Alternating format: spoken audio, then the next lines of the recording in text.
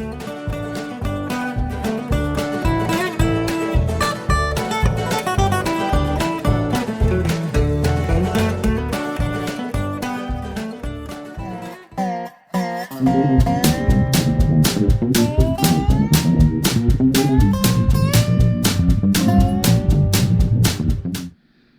guys, how we doing? Today is October 26th, I believe, and we made a little bit of progress off camera just so I could kind of get everything laid out. That end, it was 10 o'clock at night and I was on my way back in from helping Rudy out in his shop. So before I went inside and woke up my wife, I decided to come out here and I just went at it, I guess. So hopefully you're not too upset, but it's really simple what I did. So I'll show you here. This is the entire top shaft assembly of the transmission. So this is the yoke that bolts to the drive shaft, and then this yoke slides in the front cap that has the seal in it. So that we removed in the last video. Same with this seal cap, so you can see the seal is right inside here. And this is the front gear assembly, I guess you could call it, cap and bearing carrier. So the front bearing carrier for the input shaft, which is this portion here. So basically when we left last time, these pieces here were taken off, and the front bearing carrier for the input shaft, and the sliding gear assembly was all still in the transmission.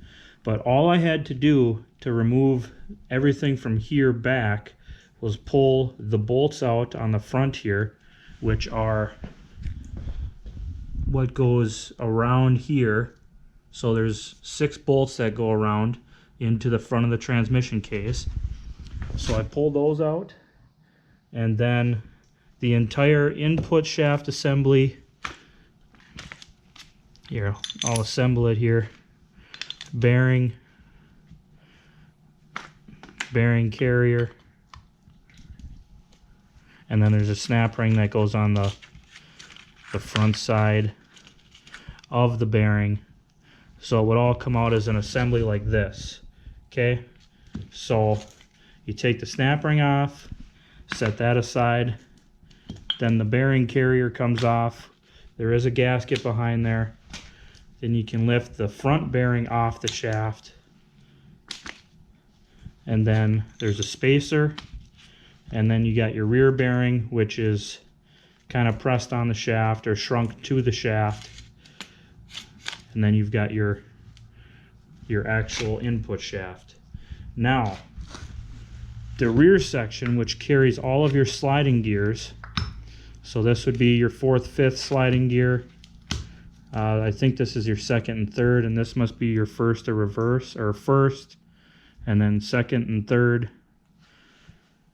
and reverse maybe. I'm not sure exactly on which gear is which, but I know that this is our 4th and 5th. But before we even get to the gears, on the end of the top shaft, there's a pilot bearing, okay? This pilot bearing goes right on the end here, and it rides inside the bore of the input shaft. Now this bearing itself is bad. So when I took it out, a couple of the rollers fell out of it, which is a real good indication that the bearing is pretty well worn. Now the only place you can get this bearing is from Case International, and they're about $100 just for this little bearing. It's a, let me see the numbers here, U1205 is the bearing number. It's made by Hyatt, which hasn't been in business for about 30 years, so since the 80s. But once you get the input shaft out, then this assembly comes out as a whole, and in order to do that, there's a bearing cap on the rear, or a carrier, that has 3 bolts, 1, 2, and then 3. So you remove those 3 bolts, and to make it easier to get to, you can slide all the gears forward. Okay, I can't do it while it's on the ground with one hand, but all these gears can come forward, and then you can get these bolts out. And there is also shims behind this mount flange, or the carrier flange, so you got to be very careful not to damage them too awful bad when you pull it apart. Now the hardest part to this whole thing was getting this out, because this rear end of the carrier that butts right up to your pinion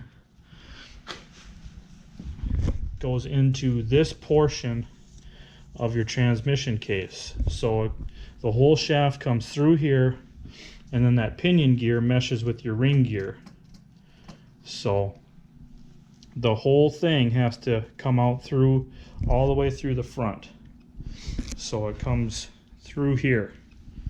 Now, the way I did it was just wiggling and getting it to slide forward just enough where I could start getting a little bit of like a screwdriver behind it to pry just ever so slightly, because you don't want to damage those shims.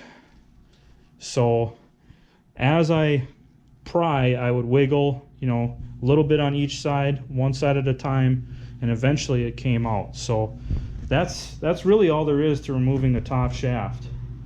I did pull the drain plug on the front of the transmission case here too. There's two drains for this. There's one at the front, and then there's a large one at the rear, which is right here, right above where the drawbar sits. So that's kind of where we're at now. What I've kind of been prepping to do, I've been working on getting the drawbar and everything off. I'm not going to pull the actual drawbar, but the hitch bar itself I'll pull off, and the axle housings are going to have to come off to replace the gaskets in between the axle and the transmission case. And in order to do that, we have to pull the bull gears off the ends of the axles so we can slide everything out to replace that gasket. So a lot of guys have kind of snuck the gasket between there. They'll loosen, you know, without pulling the top cover, they'll pull the PTO, and then they can get in through the PTO to loosen the big bolts on the insides of the bull gears, and they'll pull the bull gears off, or that'll allow them to loosen the axle bolts just enough to slide out of the bull gear, where they can kind of weave that gasket in and around this axle housing and get it in there. I already have it tore down this far, so I might as well just pull it all apart. And what the heck, we're in this for learning, right? So we might as well do something. But let me finish getting the hitch off. Basically what I did here is I removed the nuts that hold the hitch uprights to the actual axle clamp brackets. These ones swing up and out of the way, so that's not a huge deal. But what I'm fighting right now, and I might end up just cutting it, is this nut and bolt here for the drawbar strap. This drawbar is actually supposed to be on the underside of the hitch, and the strap's supposed to come over the top. So I've seen that a lot. A lot of guys will flip these around. I'm not sure why, but they do. So right now I'm just trying to work on getting this nut loose. And man, what I wouldn't give for an oxyacetylene torch. But anyhow, that's what I'm going to do. I'm not going to have the camera on for this portion because it's pretty simple. You just remove these two nuts on each side, which I've already done. And then to remove the clamps off the axle housing, it's just one nut on the top and one nut on the bottom, and the whole clamp assembly will come off on both sides. So that's what I'm kind of working on now, and then I'll turn the camera back on because we're going to tear the brakes apart, and from there we'll take the axle off the right side if we can and go from there. So plan is to get as much done on this weekend as possible. I'm still waiting on a couple of parts to come. I need 2 gears. I need the 4th, 5th sliding gear, and then I need the 3rd, 4th drive gear. I'm waiting on a new input shaft pilot bearing to come, or I guess you could call it the top shaft pilot bearing, because it actually rides inside the input shaft. And I'm waiting on one more gasket to come, which is supposed to be here today, but I can't get everything back together until those gears and those bearings come. So we will have to pull the bottom shaft out to replace the 3rd, 4th drive gear. So that is, I'll show you here, that's this gear right here. So you can see the teeth on the front side are pretty well worn. Same with the teeth on the back side of this 4th, 5th sliding gear. So that's where we're at. Like I said, I'll turn the camera back on when I get this hitch off and we're ready to take the brakes apart. Once we get the brakes apart, we'll work on the axle. So stay tuned. We're gonna make some progress today. So I don't know if we'll get it all done today. Might have to go into tomorrow. And that's all I got for this very moment. But let's get to work. Okay, guys. We've got, sorry, I'm kind of out of breath because I'm battling this. I got this wicked cold right now. So anyways, we've got the drum off, and we've also pulled the entire brake and clutch pedal assembly. So I wanted to show you guys, we know that the brake pinion seals are leaking because we've got wetness. If you can see it right here, that's a classic sign that we've got some seals leaking. There's also a seal on each side around the shaft, the crossover shaft that the brake pedals and the clutch pedal all ride on. So I just wanted to show you guys that.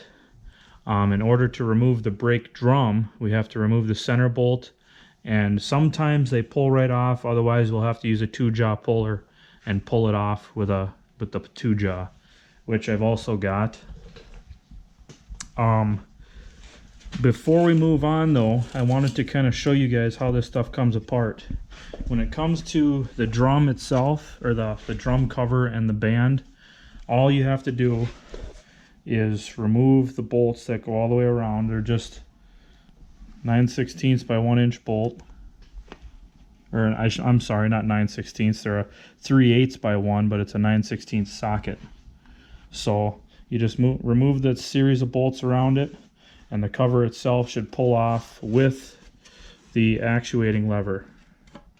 So now when we look at the brake bands inside here, what I'm looking for wear is to see how close the wear on the band is to the heads of the rivets. And I can see on the top side here that the rivets are right about flush with the brake band material. So that means we're going to have to get some new brake bands for this, but we're into it this far, we might as well. They're not cheap. I think they're about somewhere between $30 and $60 per brake band, but I could have them relined, but I'll probably spend the same amount to have them relined as I would to purchase new ones. So we're going to go ahead and get those ordered.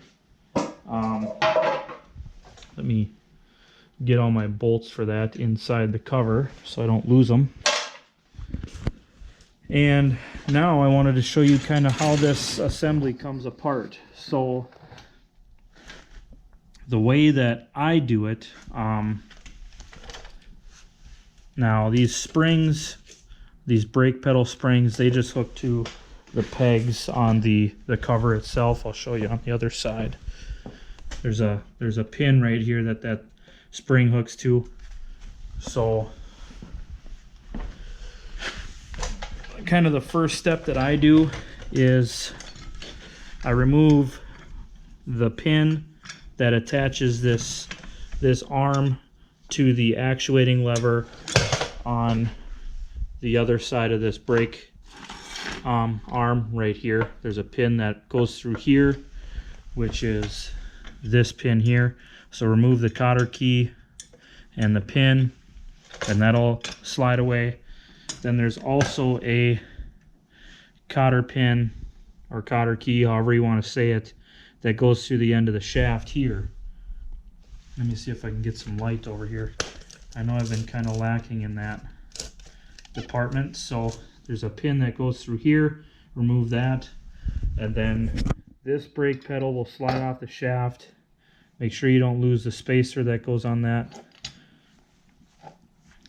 That brake pedal will slide off, and then this brake pedal will also slide off, but I left mine on because I figured it's going to slide the whole shaft out anyways. So then I went to the other side. I did the same thing with this actuating lever and spring. I removed the pinch bolt on this one because this has a keyed shaft on this side. So remove the shaft, or the pinch bolt. Make sure you keep track of your woodruff key, and then that'll all slide off. Your clutch pedal, that just rides on this shaft, so that'll slide off. And then you can pull the whole shaft assembly with the left brake pedal out from the right side. So it's really quite simple. Judging by the amount of wear on the brake or the clutch pedal on this, it's seen a lot of use, and I know that this was a hayride tractor for many years, so that is probably a big contributor to how much wear it has on the clutch pedal. But that's what that assembly looks like, kind of on the floor. Now I did notice that there's a notch in the bottom of this shaft. So I'm guessing, looking through here, that notch, if you look through here, the bottom shaft, or the main drive shaft for the PTO, that cross shaft goes right over the top of that. You can kind of see that spline shaft here. That's the end that the PTO slides over. So when you install it, you have to make sure that grooved portion, or that cutout portion, if you can see it, that has to go right over that. So you can't have it flipped around, otherwise you're going to have major clearance issues, and you won't even be able to probably get that PTO shaft engaged in that drive shaft. So let's see. I think the next thing we're going to try and do is remove the brake drum, and then we'll be able to kind of clean up whatever dirt we can around here. There's a lot of dirt on this thing. If you can see, that area's got a ton of dirt around the brake shaft seal embossment, I guess you could call it. And there's just an awful lot of grease and dirt. You can see I've scraped quite a bit away already, but with this drum off, that'll give us access to pretty much the entire axle here, and we'll be able to scrape and clean it up as best we can before we remove the axle housing. So a lot of this I wish I would have done with a crap load of that dollar store oven cleaner and pressure washer, but it's almost November and it is what it is. So we'll do the best we can getting it clean, and then when we pull it out in the spring, before we send it off to sandblast, we'll make sure we use a bunch of that oven cleaner and a pressure washer and get all this down to as close to clean as we can. And then when it goes for sandblast, it'll obviously be spick and span. So let me grab a tool. We'll take the bolt out for that brake drum and see what happens when we try to remove it. Alright, so we removed the center bolt, and with a little wiggling, the brake drum comes right off. We can go ahead and set that aside. And here is the seal, and I believe this is a bearing carrier for the outside of this pinion assembly. So let's see, we might be able to remove this pinion assembly. I don't know if we have to, but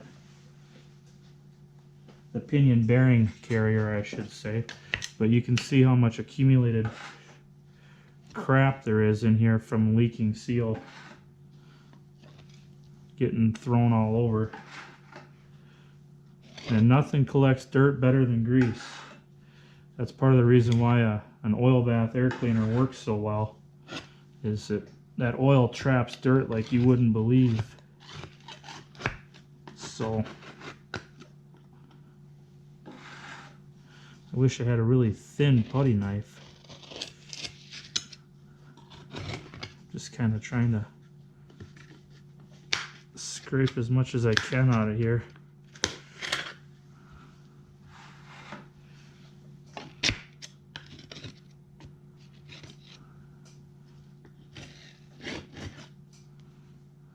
And I know that there's shims behind here.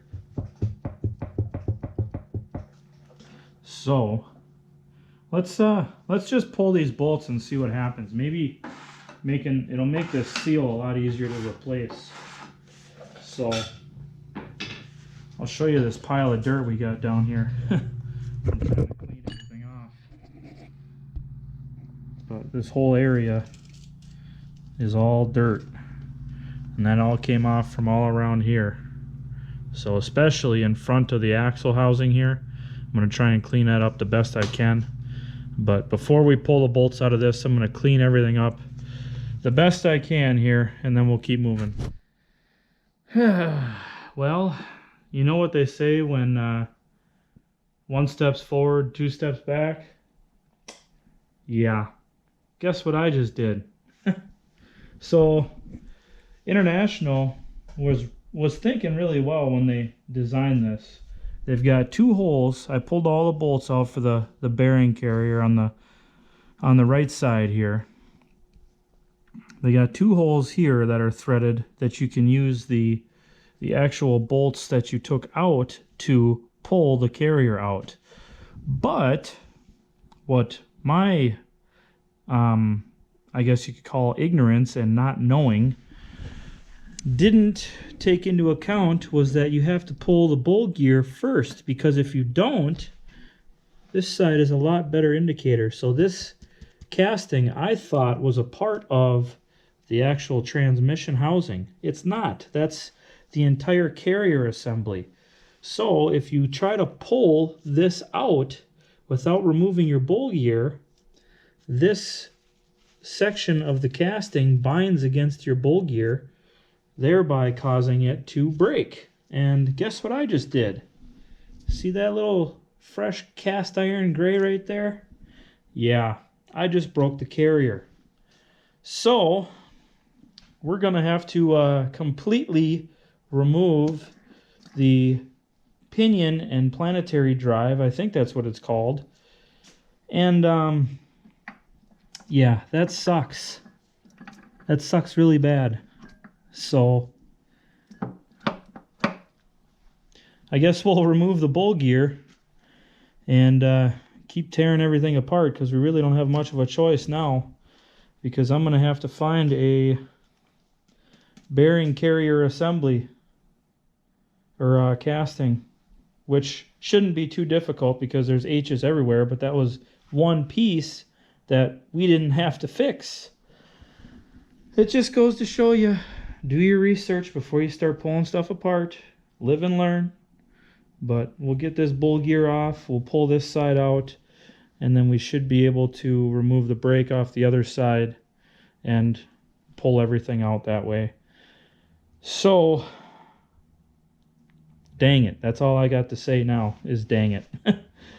But, oh well, that's what we got to do. So give me a few minutes, we'll get this bowl gear off. All you have to do is remove this nut. So I'm just gonna have to try to figure out a way to, I'll probably jam a piece of wood in here to prevent it from turning while I loosen that bolt. But anyhow, progress, I guess, but not the way we wanted to see it.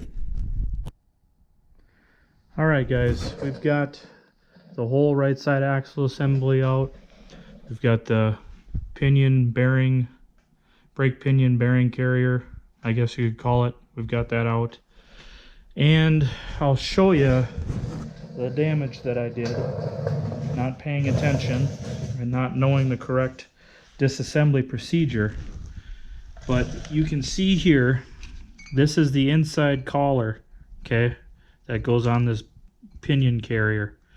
So your pinion itself comes through here, and then the bearing seats in the back side, okay, like that.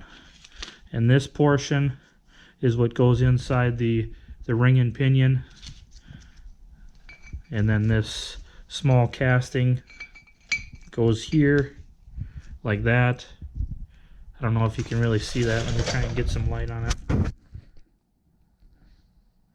So that's the piece that I broke. And then this portion of the gear of the pinion meshes with the bull gear. So yeah, pretty big screw up, but luckily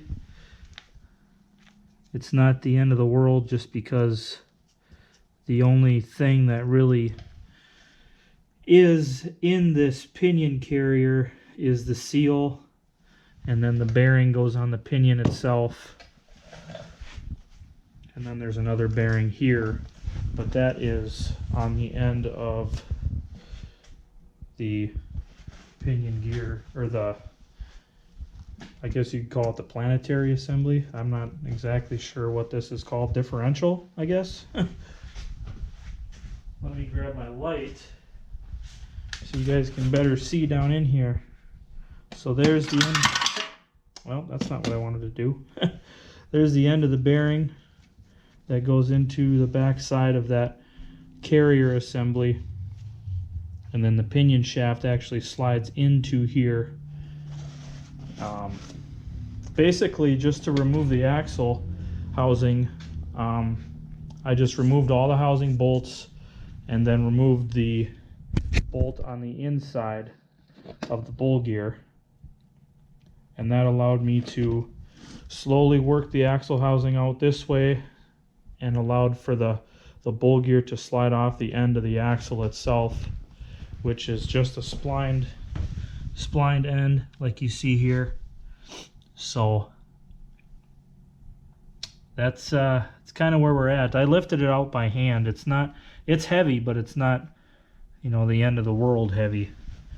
I did have these brackets on here just in case I decided to use the hoist, but I figured if I can lift that torque tube by myself, I should be able to do the axle housing and axle.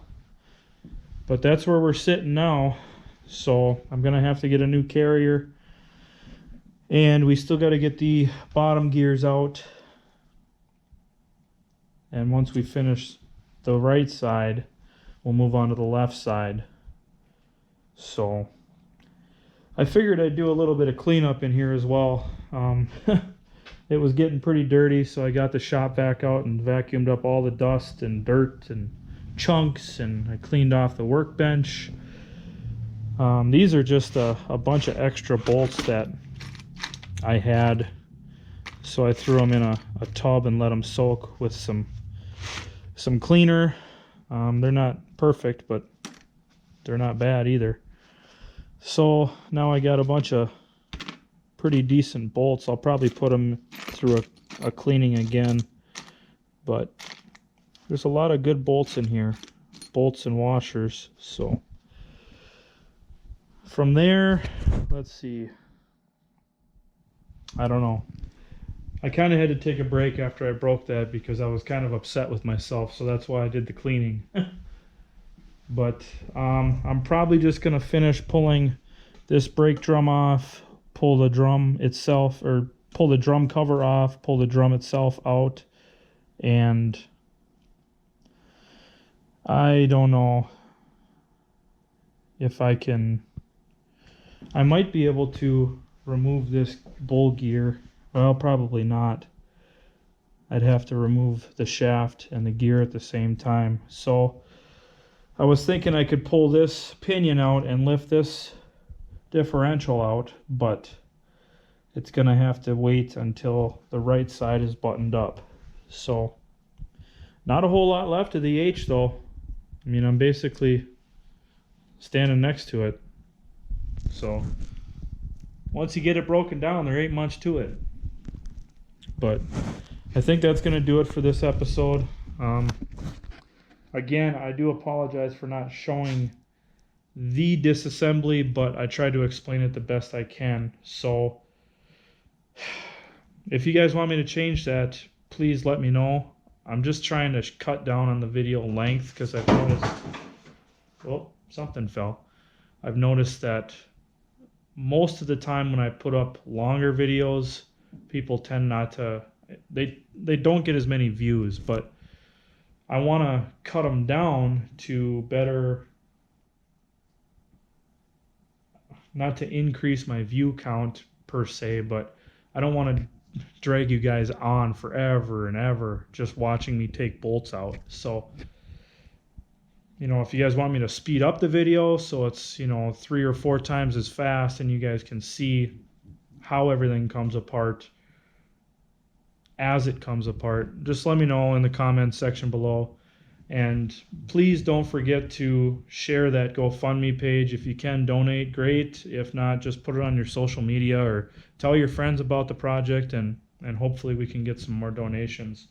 But we're coming to the tail end of purchasing things, I think, you know, except for, you know, hardware and paint and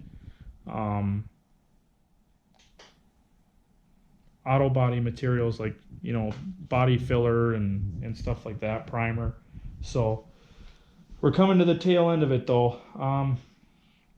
One last thing, I did straighten this dowel pin out. I just used a hammer and lightly tapped it until it was straight. I'll have to file it just on one edge here. It's it got roughed up a little bit, but everything should be fine.